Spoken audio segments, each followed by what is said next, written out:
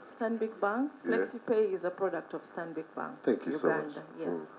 All right, it's good to have you here. Why Navio? I know Stanbic Bank, big product, FlexiPay, big product. I would easily answer why, according to my thinking, but from your standpoint of view, why Navio? Thank you. My name is Jackie Abwol. I handle marketing for FlexiPay. Why Navio? Navio is one of the best, and Navio is a Ugandan. So at Stanbic Bank, we celebrate our own, and we move through the journey with our own. So we sat together as a team, and we're like, why not celebrate this milestone with Navio? Because when we celebrate Navio, we're not only celebrating Navio, but we are celebrating everyone in Uganda. Yes, because I like that you say that. Uganda is home, and we always drive her growth. So how do we come in as Stanbic? We are providing the best digital ticketing solution for Navio, because we want the event to be something that is really. Yeah, and to the gentlemen out there, should have one and only, just like Navio, be a great example. Stop those, funny vibes. If you know what I'm talking about. Same. Yeah. I'm a very big fan of the DJ Kathy, you're in class. Thank you. Hello, sir. Yeah. So we have the myth here, and I just wanted, take your time. I'm not gonna give you 1 minute. Who am I? So take your time and tell us a little bit experience with Navio. Who is Navio? First, all the everything you did in the corridors. This is the time to tell the world. Hey, but it's good to have you, man. Good to be here, guys. Thank you so much for coming through today. We hope to see more of this, more support leading towards this concert.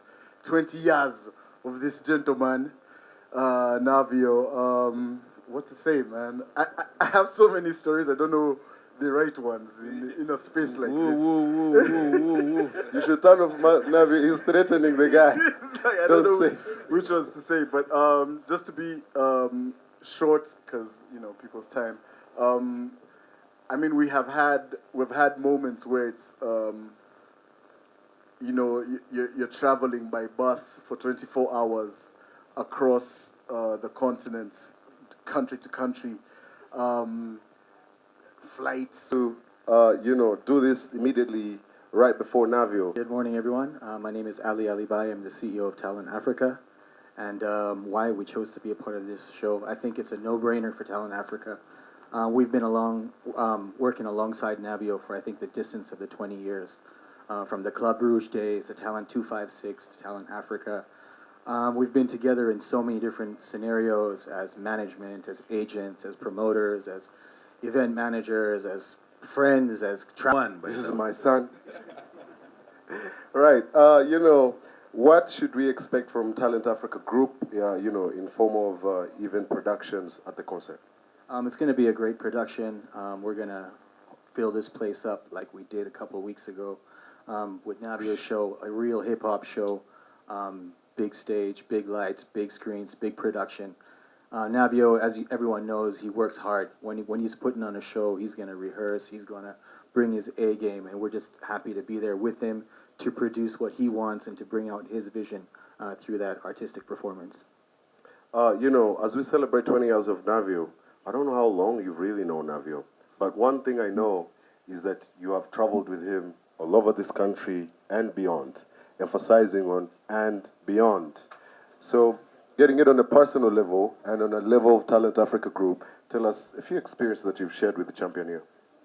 I mean, we've gone to so many places. One of the experiences I can remember is when we went to South Africa to shoot the one and only video, which at that time was probably the highest budget video ever shot by a Ugandan artist. Hands down. We worked with an extremely great film crew, and the concept of that song and that video was like he had to bungee jump, he had to swim with the sharks, he had to do crazy stuff. And for making me look bad, I knew that already. Jeez, let's do another one, Joe. I know, right? Please. Navio, and like I say, how are you, sir? I'm good. briefly tell us about yourself. Not really briefly. Tell us about yourself. Yeah, well, first and foremost, I'd like to thank all the sponsors. Thank you guys so much for coming on board. I know that in this hectic landscape, sometimes it's hard to, buckle down and, decide what you're going to be a part of. So just the fact that you're here on the journey with me, I really appreciate it. So thank you to all the sponsors. Thank you to the media. You guys have been with me since DV8. Yes, behind the scenes, some of you have footage which you shouldn't release, and keep it that way. Some of you have footage that you have released now. Thank you guys so much for your influence as well as media. Thank you to all the team that's been behind the scenes as well. Everyone who's ever supported me, Nav Corp, Talent, all the people who made me what I am. Thank you so much. Clear Cut in the building, definitely. And of course, my ghostwriter, Counter Machura as well, who's in the building. Thank you guys so much. Code, and I see all the guys who are putting in work, and I really appreciate the industry as it stands right now. So thank all of you guys. My name is Lubwama Daniel Chigozi. I'm an artist who started off 10 years old. I think Navio, pre-Clear Cut, or around the Clear Cut days, was more of a hype man. That's what people don't know or realize. I was never the most lyrical or the most nothing's changed. No, but I was never the most talented in the group. But I know I had to represent for the guys that were in the group with me. So yeah, there may have been times where I ran on stage and I would just shout the whole time, "Get your hands up, put your hands down, lefty, righty, hands in the air." But I knew that I had to get better, and I knew there had to be more substance with what I do. And I had very good teachers in KUT Clear Cut to kind of get my rhymes together and have me become, the battle MC that gets respect from Kenya to Nigeria. I never really put it at the forefront at times when I should have. But I think even from the Clear Cut days, we had one of the biggest tours around to raise awareness, AIDS awareness. And this is like back in 2002, 2003. We were part of the, a lot of those big pushes for awareness. Of course, everybody knows I'm in and out of the refugee camps a lot, and that's just from my own experience, having this displaced between here and, Kenya during the Civil War and stuff. So people know about that as well. Off the ground as well, people with disabilities. We work, hand in hand with them. Women's empowerment programs, so many over the years. Child education programs, girls' child education programs, alongside Rahul and the crew. Really, I'd say that, yeah, I believe that both go hand in hand.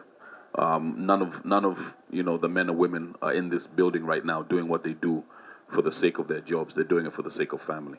So I think it's never a competition between family and work. You work for your family. Family for me is the most important thing. And I think that work ethic was, it was kind of early. I had my son is now 14. He's a big boy. He's bigger shoes than me, bigger hands. So it's beautiful to see them grow and how he's kept. I think this is like what my ninth show. This for me is 20 years because nothing is guaranteed. We're not guaranteed I'm going to get a 30 years. We're not guaranteed I'm going to get a 40 years. So for me, this is such a huge milestone. Everything has to be on point, spectacular, and I have to show what those 70 awards, what those 35, 40 countries that we've toured, what the experiences with different programs, everything from 1-8 to Twendekazi to the Channel O nominations, everything from Clear Cut, the days touring around Africa, from bus, border to private jet, I gotta show what all of that has taught me for 2 to 3 hours on a stage. That's how I'm regarding it. So for me, it's life or death. Everything my brand has built to, everything that we've been coming to, is coming to a head here. But then also at the same time, it's a huge celebration. I made it back from West Africa. I made it back from Asia and everywhere that's coming out October 19th. So all of the experiences that I've learned over this 20 years, we have a book that's coming out. I have my partner that I'm working with on it called Jeffrey Samaganda. You're not going to find much. So one of the reasons I'm encouraging every single one of you, especially people like you, people follow, you have to tell us who you are. Where do you come from? What you stand for? Where you're going? How you're getting there? What contributions are you making? Because this is a chapter of your life. There's another chapter. Music ends sometimes, right? But you're still a young man. There's a lot to go. There's so many chapters in his life. His story is incredible. I did the research, asked some young people about Navio. You know what they used to tell me? He's just a rich kid. Doesn't even need the money. What does he do? Well, I've known his mother for the last 15 years. That's how I got to know Navio. His mother is the woman who basically introduced me to him. I did some research on him, the amount of work he puts in. But then I told him that beside the music, how can people in the country across Africa get to know how you do what you do so they can emulate what you do going forward? So many artists have disappeared. So many wealthy individuals in Africa have completely disappeared. We don't know who they are. We don't know what they did. And by the way, if you don't write, don't worry, they'll write for you. The key is, would you want to really be happy with what they say? So every single artist and every single one of you, anything that's not documented doesn't exist. Anything that's not documented doesn't exist. The reason why, I live in the UK, my company is actually publishing that we're helping to do this. One of the reasons really confused Hopefully will have made enough mistakes, had enough failures, had enough hard times, had enough experiences to really inspire the next generation of guys.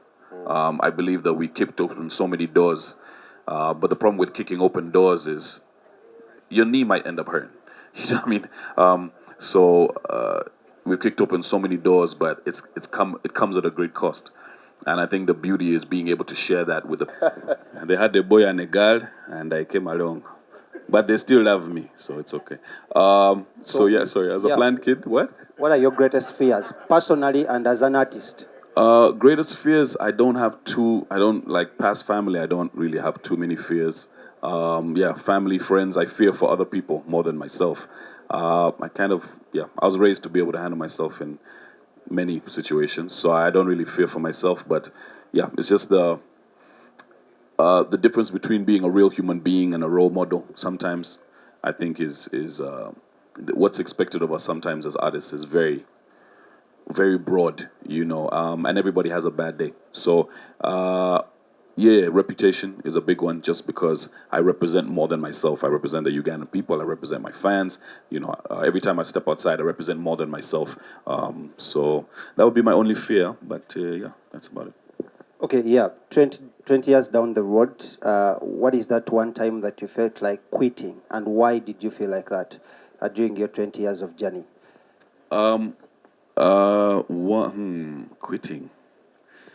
Quitting. I feel like when they became a shift to everybody going online, that was one of the moments I thought that maybe things are going to be decided by online. Before we even understood it, it seemed like, oh, we're going to do this vote for this awards or that awards, or you get into this, or this is now how big you're going to be. When we started getting attached to a number, statistically, I knew that it was going to be difficult for us in Africa. So that's the first time I was like, wow, you have all these great artists who are so amazing at what they do, but if they don't have the stats to back them up, does that really mean that they're not dope artists anymore? I think that for me was one of the biggest things, the shift to